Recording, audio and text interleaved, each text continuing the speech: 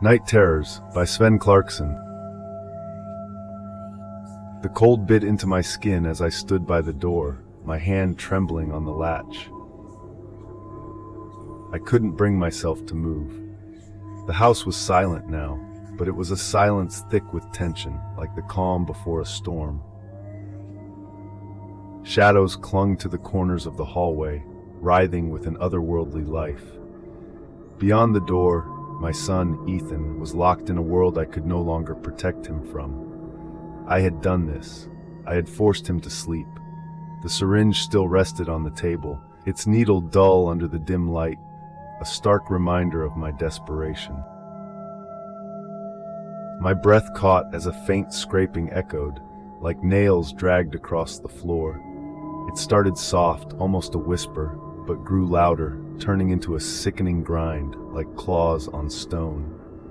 I could picture them, jagged forms pressing against reality, clawing to break through. The house groaned under their presence, as if the very foundations were buckling beneath the weight of these entities. My stomach churned, and my grip tightened on the chain sealing the door. The air beyond grew colder, shadows rippling, alive and hungry.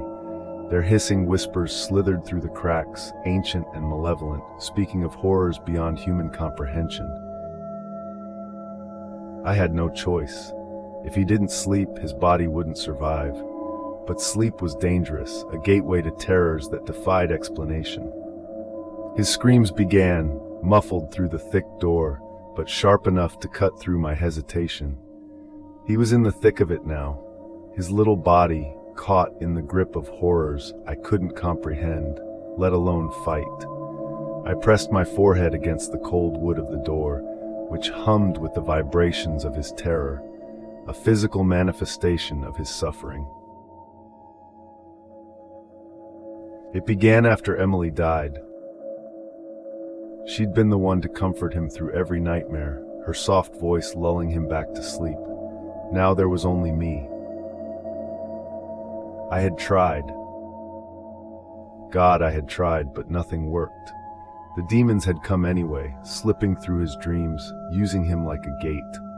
At first it was just nightmares, terrible, vivid ones that left him shaking and crying. But then things began to change. The things in his dreams became real. The scratches, the bruises, and then the death of our neighbor. It wasn't a coincidence. It was a horrifying escalation of whatever had taken hold of my son. Mrs. Holland's death haunted me. She was the sweet old woman next door who'd bring over baked goods after Emily passed, her kindness a balm to our grief. I found her first, sprawled on her lawn, her body twisted unnaturally, limbs bent as if wrenched out of place by some impossible force. Deep gashes marked her arms and chest, too deep for any animal. Her eyes were wide, frozen in terror, like she had glimpsed something straight from hell. Her flesh was shredded, her throat a smooth, gaping hole, as though life had been sucked from her, deliberate and cruel. The police called it an animal attack, an unfortunate accident, but I knew better. I knew the truth that lurked beneath the surface of their explanations. It had been them, those things from Ethan's nightmares, reaching out through him, hungry for blood. It wasn't an accident. They had slipped into our world, and Mrs. Holland had been their first victim. But I knew with sickening certainty she wouldn't be their last. The door rattled under the weight of what was inside, the wood creaking as if it might splinter at any moment. Ethan screamed again, and this time his voice broke, high-pitched and raw, a sound no child should ever make. My heart clenched, and for a moment I thought of the gun tucked in the back of my waistband. It was always there, a heavy reminder of the choice I refused to make, the ultimate solution I couldn't bring myself to consider. The demons weren't just after him. They wanted out. They wanted the world beyond Ethan's room, beyond our house. And I didn't know how much longer I could keep them at bay. Night after night of hearing his screams, the unrelenting knowledge that each time he fell asleep, he was one step closer to death, had worn me down to my very core. I closed my eyes, Ethan's torment echoing in my head, a cacophony of fear and pain that threatened to drive me mad. I couldn't listen anymore. I couldn't stand there, knowing what was happening inside, knowing that I might have to take a step I could never come back from. My hand drifted toward the gun, trembling with the weight of the decision. The cold metal seemed to pulse beneath my fingers, as if it too carried the gravity of the choice. I could end this. I could stop his suffering, stop the endless cycle of terror that devoured my boy night after night. A single pull of the trigger, and it would all be over. I could save him from this torment, from the demons clawing at him from within, save the world from the horrors they would unleash through him. But as my fingers grazed the steel, a chill ran through my entire body, not from the cold of the gun, but from the darkness of the thought itself. My jaw clenched tight, muscles straining against the war raging inside me. Could I really do it? Could I take my own son's life? The thought twisted my gut, guilt and love warring with desperation and fear. What kind of father even considers this? Yet, wasn't I already failing him by allowing this to continue? Then I heard it, his voice, small and broken, calling through the maelstrom of terror. Please help! The word cut through me like a blade, slicing through my doubts and fears. I couldn't do it. I couldn't abandon him. He was my son, my flesh and blood. I had failed him so many times already, but I wouldn't fail him now, not when he needed me most. I yanked the chains from the door, my hands trembling as I fumbled with the latch. The door swung open with a bang, and a cold gust hit me like a wave, carrying with it the stench of decay and despair. The room was dark, darker than it had any right to be, as though the night itself had swallowed the light, leaving only an inky void. I stepped inside, the cold seeping into my bones immediately, a chill that went beyond the physical. The door slammed shut behind me, the sound reverberating in my chest like a death knell. Ethan lay on the bed, his small body contorted unnaturally, his face twisted in terror. Around him, the air rippled, and shadows moved like they had a life of their own, reaching out with tendrils of darkness. The moment I took a step toward him, they came for me. The air thickened with the sound of hissing, like 100 voices whispering just out of reach, promising pain and suffering. Something sharp tore at my arm, invisible claws raking down my skin, and I bit back a cry. My breath came in shallow gasps as I stumbled toward the bed, but the shadows didn't stop.